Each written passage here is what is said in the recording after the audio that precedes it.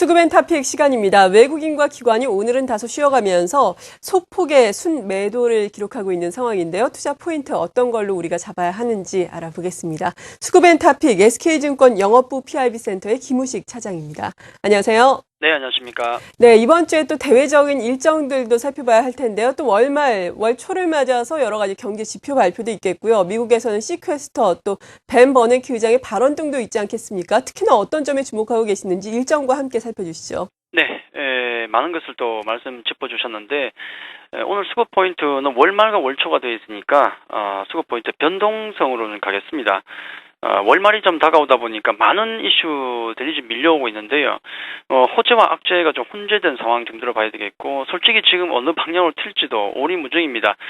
대충 일정을 보면은 방향이 좀 보였었는데 상당히 좀 좋은지 나쁜지도 헷갈릴 정도, 수급도 그런 모습이고요. 이제 글로벌 주요 경제 일정을 좀 보여드리면서 어떤 게 호재가 될 것 같고 악재가 될 것 같은지 좀 보이도록 하겠는데, 우선은 굉장히 많습니다. 느낌상 그렇지 않습니까? 경제 지표를 보시면은 일단 많다. 자, 이거 항상 부담이죠. 많으면 부담인데, 많은 지표들, 중요한 지표들 많이 발표가 되죠. 내구재 주문도 있고, 미국이죠. 그 다음에 주택 판매 관련해서 주택 관련 지표도 있고 등등 있긴 한데, 가장 중요한 것도 보시면은 한 3개 정도가 나옵니다. 중국 지표가 나오고요. 굉장히 중요하죠. 중국 지표가 나오게 되겠고, 그리고 또 28일 보시면은 우리나라의 산업활동 동향이 나옵니다.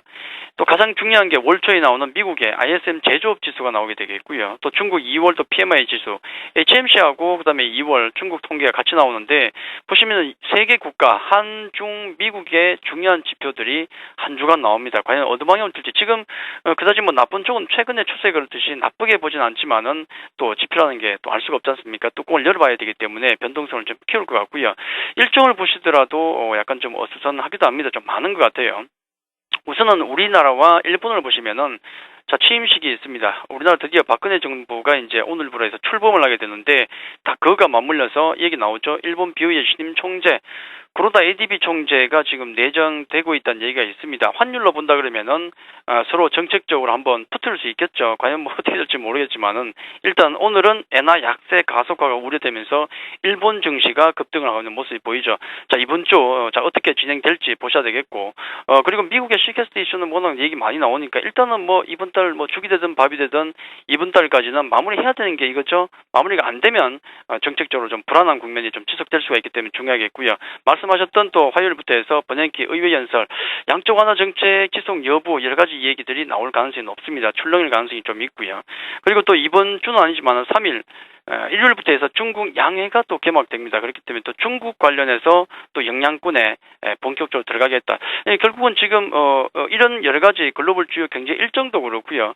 수급 역시도 지금 만만치 않습니다. 외국인 수급 같은 경우는 많이 풀리고 있죠. 오늘 매도가 나오지만은 그동안 많이 풀렸는데, 문제는 기관 쪽의 투신권의 21일자 기준을 보니까 환매가 무려 4천억 이상이 나왔습니다. 하루 만에. 지금 외국인과 기관의 수급이 아마 지수 2,000포인트에서 이런 여러 가지 경제 일정을 앞두고 또 제대로 한판 붙고 있다. 자, 그렇게 본다 그러면은 이번 주 같은 경우는 대단히 좀 예상하기가 힘들죠. 지수 자체는. 그래서 시장을 좀 유연성 있게 이번 주는 좀 접근하는 게 좋지 않을까, 그렇게 말씀을 드리겠습니다.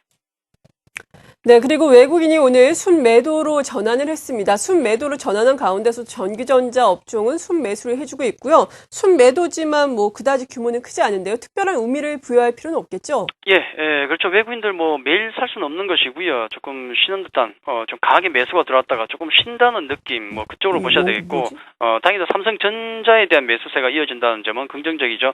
오늘 대부분 업종에 대한 매도 쪽에 가깝습니다. 운수 장비라든지 철강증권, 뭐 전기가스 등등에서 매도가 나오는데, 전기전자 쪽은 매수가 외국인들 들어오는 것 같습니다. 종목을 보니까 매수 종목이 뭐 삼성전자가 있고요. 또 LG전자가 있다는 게 이게 특징적이죠. 일단 삼성전자에 대한 매수가 들어오면은 좀 시장이 좀 안정적인 모습을 보이지 않습니까? 그 외에 SOE라든지 한국타이어, 뭐 AVL CNC 같은 종목이 있지만은 조금 쉬어가는 흐름이 좀 외국인 같은 경우는 보인다. 그렇게 정리를 해드리겠습니다.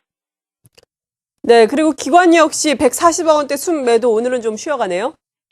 뭐 기관 쪽이 조금 향후에 조금 불안한데요. 네. 지수가 2,000 아래에 있으면은 모르겠지만 2,000 위쪽으로 올라 버리면은, 앞서도 말씀드렸지만은 21일자 기준으로 해서 무려 4,238억의 환매가 나왔거든요. 자, 이런 규모의 환매 갑자기 뚝 떨어졌다는 것, 차후에도 외국인 매수세가 들어온다 그러면은 투신권 같은 경우 환매가 대규모로 언제든지 나올 수 있다는 점. 자, 이 물량 소화가 중요하겠고, 오늘은 지금 전체적으로 뭐 매도가 살짝 나오는데 운수 장비 화학 쪽에 살짝 매도가 나오고요. 아까 전기전자 쪽에 외국인 매수가 많다 그랬는데 기관들의 특징은 증권 포함해서 금융 쪽에 매수가 좀 보입니다. 매수 종목을 보니까 뭐 삼성증권, 우리투자증권에서 글쎄 장이 간다 쪽으로 보는 것인지 일단은 증권 쪽이 좀 보이고, 또 삼성테크윈이라든지 GS, 삼성생명 같은 또 매수 종목이 보이더라, 그렇게 말씀드리겠습니다. 네. 그리고 투자 전략 세워봐야 할 텐데요. 투자 전략 이번 주에는 지난주와 큰 변화는 없는 건가요? 예, 크게 변화를 줄 건 없을 것 같습니다. 지금 크게 변화가 없으니까요. 대형주들은 박스권 분할 대형 뭐 계속 말씀드린 것이고, 그것보다도 코스닥 쪽에 중성주 우위의 장세를 계속 말씀드리면서 그쪽에 좀 더 관심을 두자는 말씀드릴 거, 그건 변함이 없죠. 다만 그냥 하나를 추구한다 그러면은 앞서도 말씀드렸지만 시장 자체가 어느 방향으로 튈지 변동성이 크다는 얘기는 꼭 나쁜 건 아닙니다. 위로 강하게 튈 수도 있으니까 또 아래로도 움직일 수 있기 때문에 그런 장세를 대비해서 좀 유연성 있게 어떤 전략을 세우자. 그 얘기는 초경 매수 매도를 너무 세게 하진 말자. 그렇게만 말씀을 좀 드리도록 하겠습니다. 네, 잘 알겠습니다. 수급을 바탕으로 한 투자 포인트 SK증권 영업부 PIB센터의 김우식 차장과 함께 살펴봤습니다. 감사합니다.